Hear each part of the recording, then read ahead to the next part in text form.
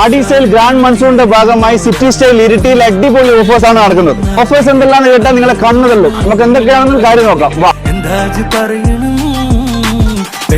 നല്ല അടിപൊളി surplus T shirt 200 രൂപക്ക് 3 പീസ്. ജെൻസ് ഷർട്ട് 999 രൂപക്ക് 5 പീസ്. ലേഡീസ് ടോപ്പിന് 89 റുപ്പീസ്. മാക്സിമം വരുന്നത് വെറും 99 രൂപ മാത്രമേ ഉള്ളൂ. പലാസോ പാന്റ് സ്റ്റാർട്ട് ചെയ്യുന്നത് വെറും 99 രൂപക്കാണ്.